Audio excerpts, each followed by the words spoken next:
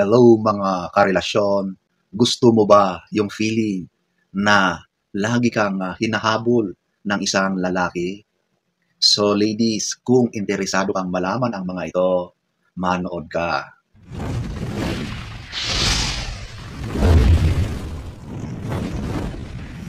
So ating aalamin, number 1, huwag kang mag-text ng napakahaba. Alam mo, ito yata ang madalas na guilty ang marami, lalo na sa mga kababaihan. Kapag may tampuhan kayo, naiinis ka sa kanya, ito yung madalas mong ginagawa.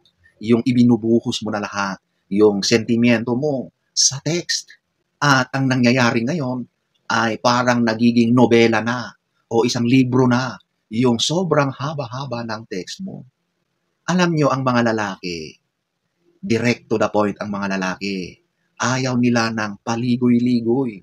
Kaya kapag nakita yung text mo na napakahaba, sa tingin nyo ba babasahin nila yan?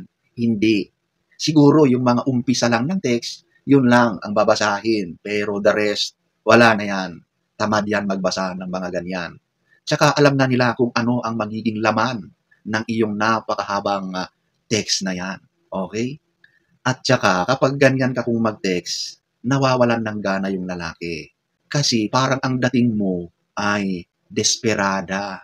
Kapag nararamdaman ng lalaki na ikaw yung habol na habol sa kanya, doon naman siya makakaramdam ng paglayo sa'yo.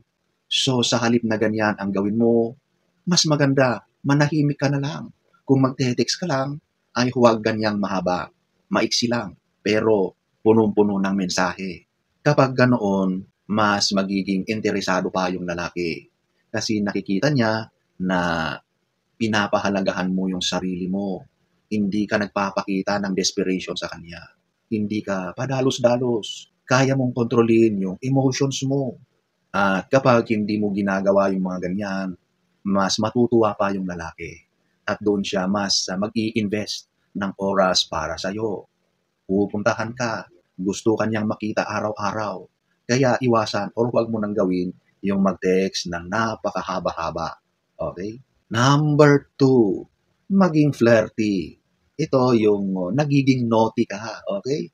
Para naman maging buhay kung anumang relasyon ang meron kayo. Magiging interesting ang mga lalaki, napakahalaga yung nararamdaman nila na gusto mo sila, na ikaw ay gumagawa ng mga moves na nagpapakita na ikaw ay interesado sa kanya, lalong-lalo na sa mga aspeto ng intimacy.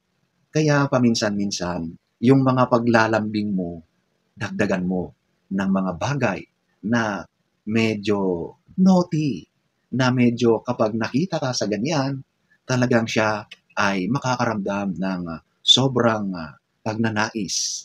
Yan ay talaga namang hindi makapagpigil dahil sa mga ginagawa mo. Halimbawa na lang, kapag magkalayo kayo, maligo ka. Tapos, kumuha ka ng mga larawan mo.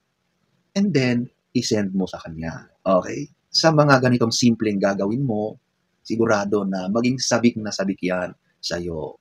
Gusto niya agad umuwi or puntahan ka para makita ka. Kasi na-trigger na yung damdamin niya na gusto kanyang makasama. Okay? Kaya yung mga ganitong mga gestures mo, effective yan. Mag-isip ka ng mga bagay na alam mo na matrigger mo yung kanyang pananabik sa'yo. Okay? Marami kang pwedeng gawin. Number 3, huwag mong iparamdam na siya lang ang lalaki sa buong mundo. Okay? Alam nyo, ang lalaki, kapag ramdam niya or nakikita niya na yung focus mo lagi ay nasa kanya, na wala kang ibang ginagawa kundi kausapin siya or lagi kang nakadikit sa kanya. Kahit mahal na mahal ka ng lalaking yan, baka darating yung punto na magsasawa siya, mauumay siya. Hindi imposible yan. Kasi dapat sa relasyon ay balance yan. Hindi pwede yung kayo lagi ay magkadikit.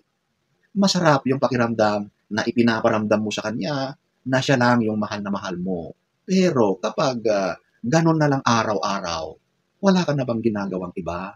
Wala ka na bang ibang pinagkakaabalahan? at sa kanya ka na lang lagi nakafocus. Kapag ganyan kasi, parang pagkain yan eh. Kahit napakasarap yung ulam, magsasawa at magsasawa yan.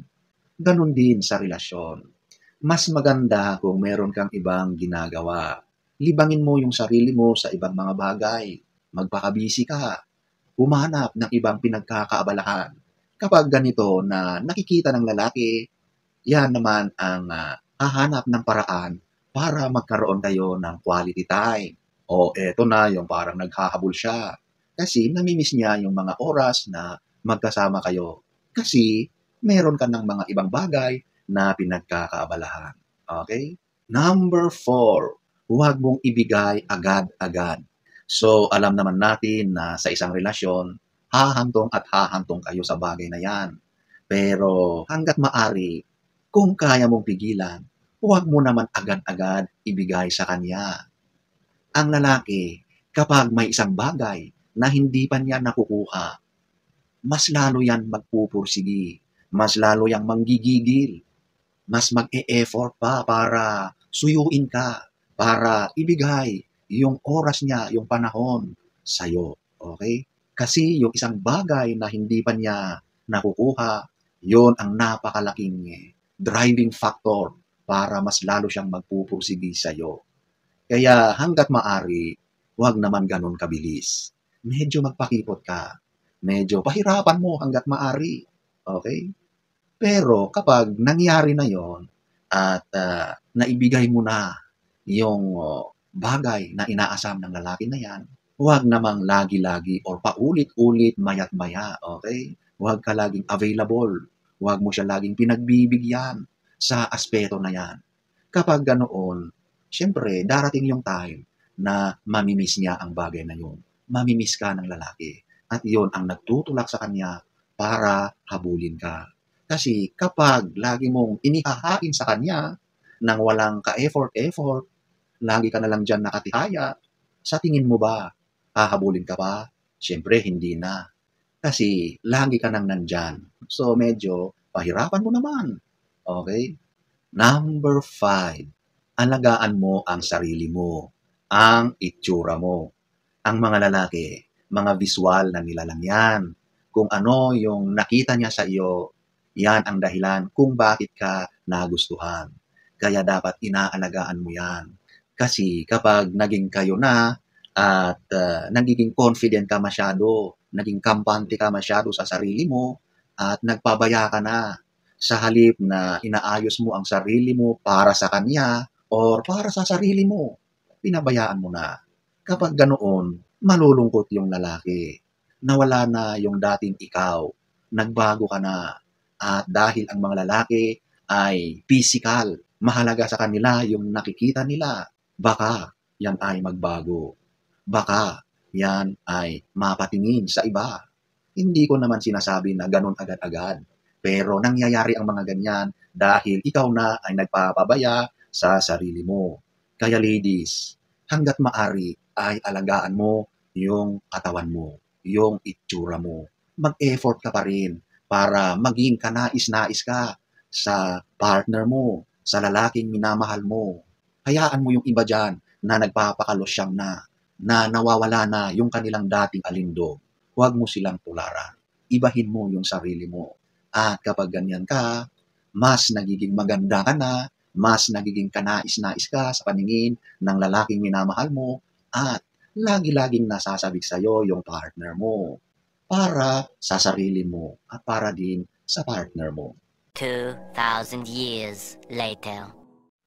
So, ayan po ang ilan lamang sa napakaraming pwede mong gawin para ang lalaki ay literal na maghahabol sa'yo.